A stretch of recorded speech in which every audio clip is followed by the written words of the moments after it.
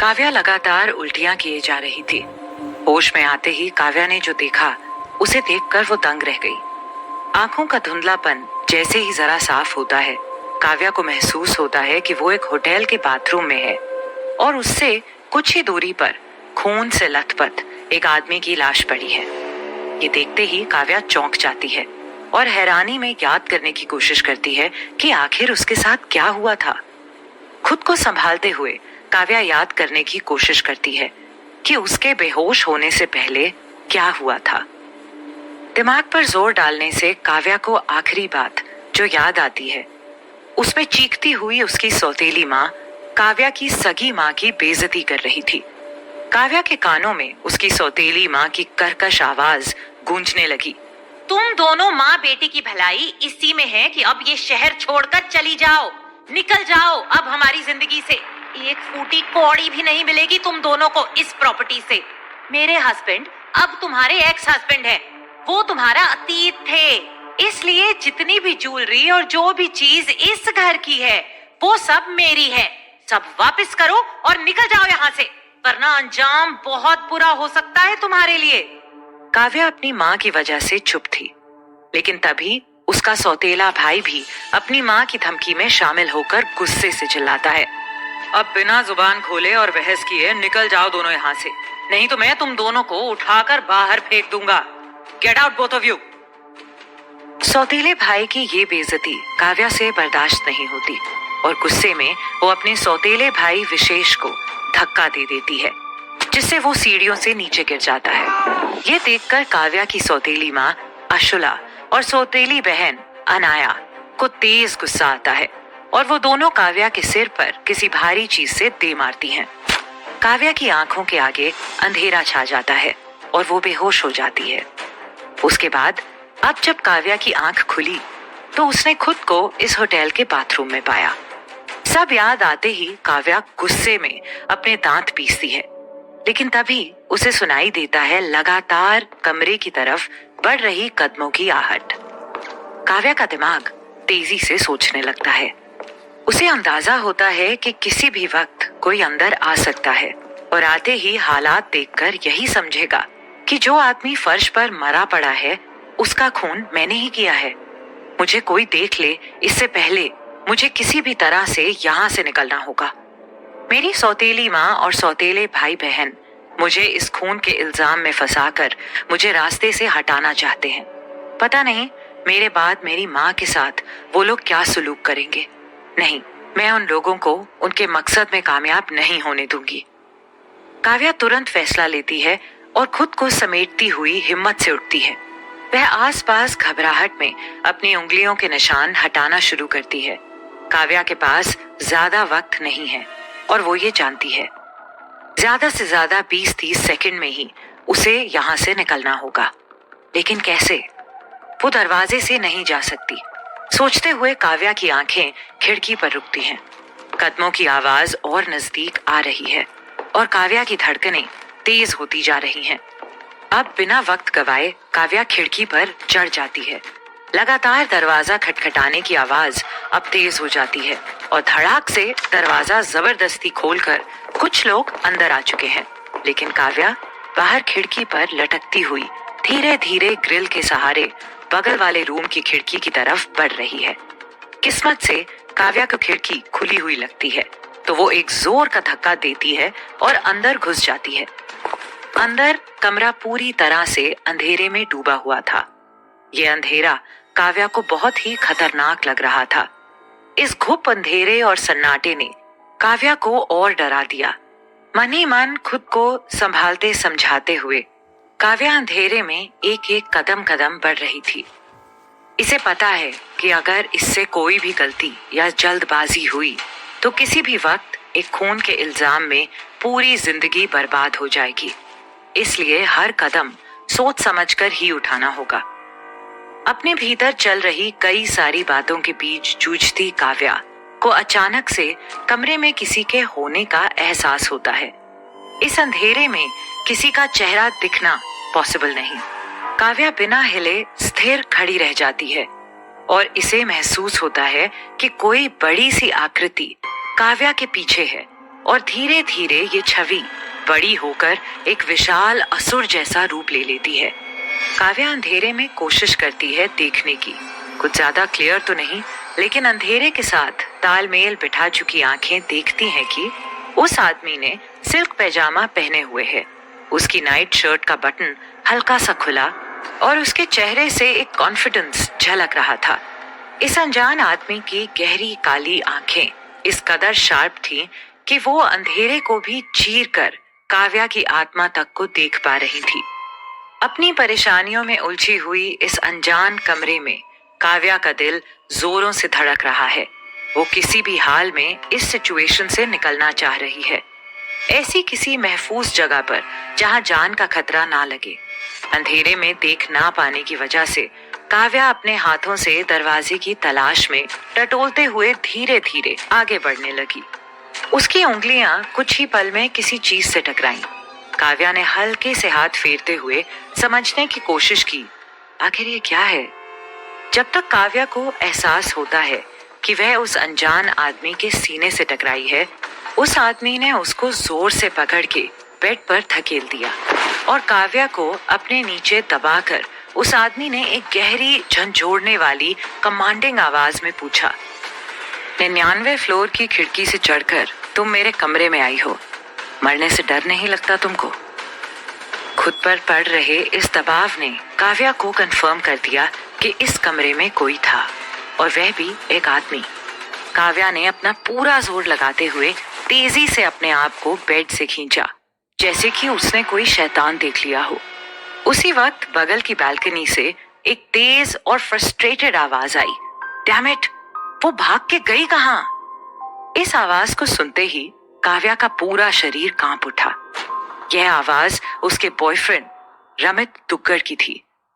काव्या ने कभी सोचा भी नहीं था कि रमित उसकी सौतेली माँ और बहन का साथ देगा, और वो भी उस पर झूठा इल्जाम लगवाने के लिए। काव्या यकीन ही नहीं कर पा रही थी कि किस तरह आंखें बंद करके उसने ऐसे झूठे और घिनौने इंसान पर भरोसा किया, उससे प्यार किया। काव्या को खुद पर तरस आ रहा था। काव्या ये सब सोच ही रही थी कि होटल के रूम की घंटी बजती है।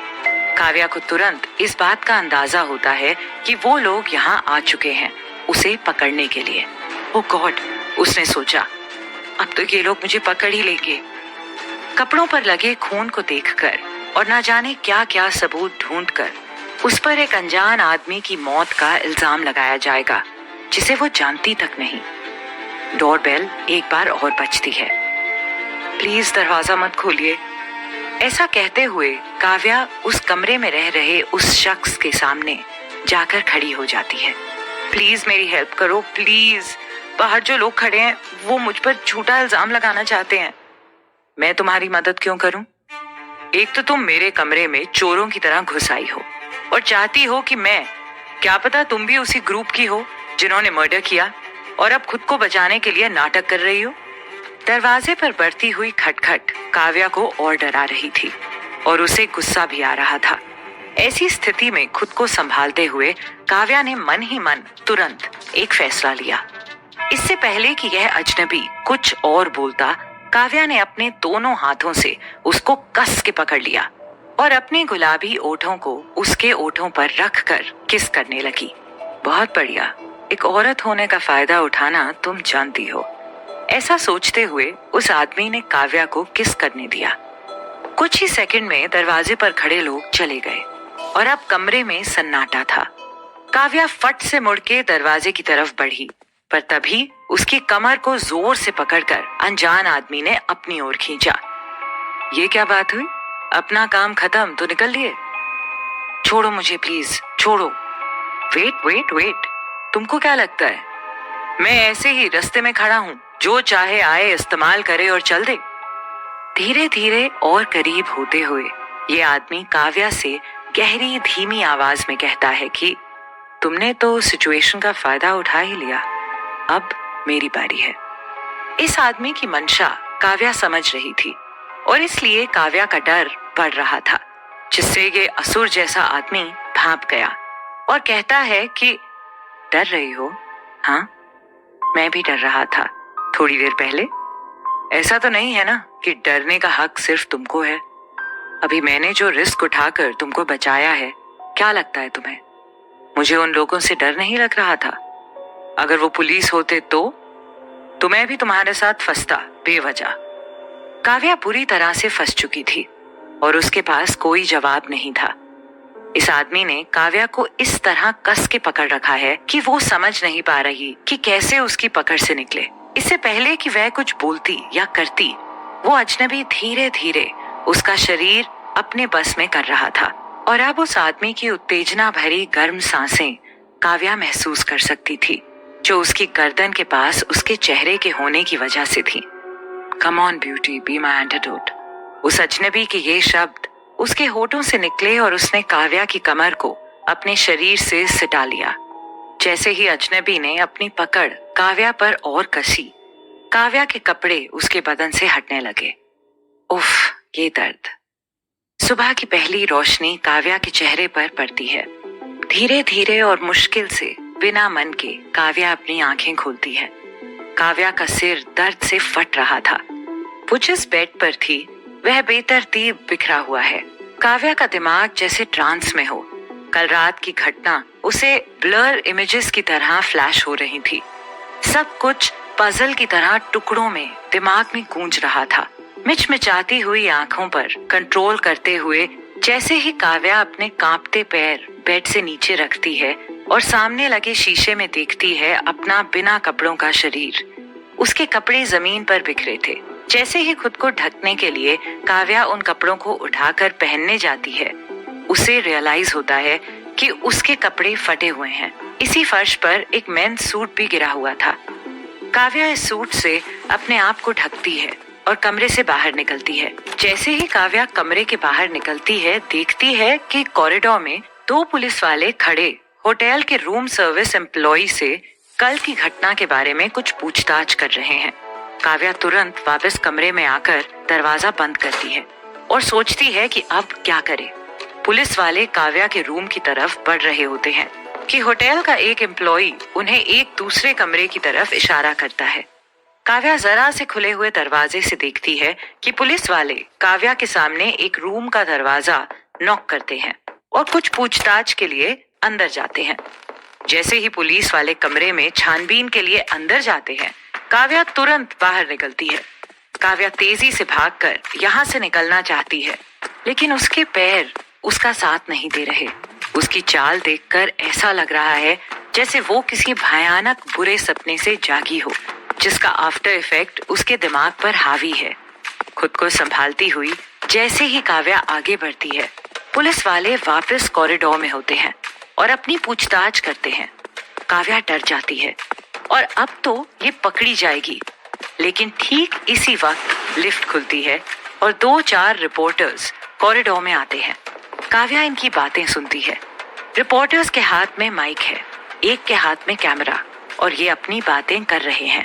जल्दी करो, जल्दी, एक्ट फास्ट। अगर तुम लोग जल्दी नहीं करोगे तो न्यूज कोई और चैनल उड़ा कर ले जाएंगे। किसी और के आने से पहले हमें न्यूज एक्सक्लूसिव कवर करनी है। राय खानदान का इतना बड़ा स्कैंडल, हम ही एक्सक्लूसिव ब्रेक करेंगे। कॉरिडोर में अचानक से कई सारे पत्रकार और उनके साथ के फोटोग्राफर्स की भीड़ लग जाती है। पुलिस वाले इन लोगों को शांत रहने के लिए कहते हैं और सबको आईडी दिखाने के लिए कहते हैं।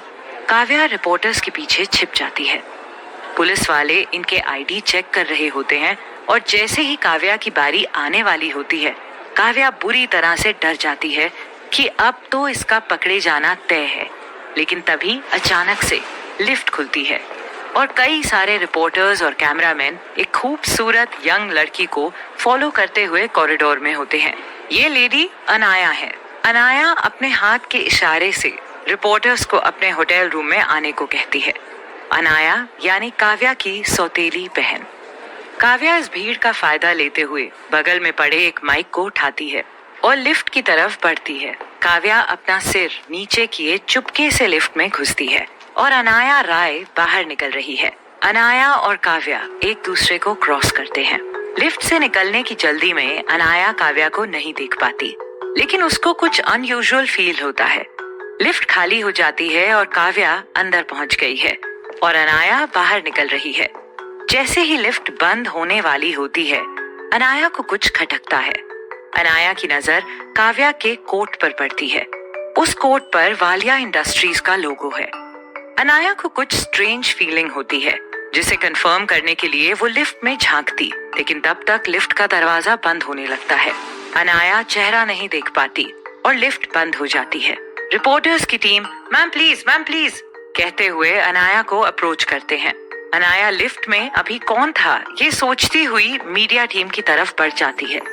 रिपोर्टर्स अपने सवाल किए जा रहे हैं, लेकिन अनाया के दिमाग में चल रहा है कि वालिया इंडस्ट्रीज का कोट पहने हुए वह शख्स कौन था। अनाया समझ नहीं पा रही थी और पूरी तरह से शॉक्ड थी। 7 साल पहले की बात थी ये, जब काव्या मौत के मुंह से बच के निकली थी और मुंबई छोड़कर भाग गई थी। और अब 7 साल के बाद एक अलग काव्या मुंबई वापस लौटी है। तब की काव्या और अब की काव्या में बहुत फर्क आ गया है। मुंबई के छत्रपति शिवाजी एयरपोर्ट पर उतरी है एक नई काव्या, जो मुंबई लौट कर आई है एक खास मकसद के लिए। आगे की कहानी जानने के लिए सुनते रहिए जुड़वों ने बना दी जोड़ी, ओनली ऑन पॉकेट FM।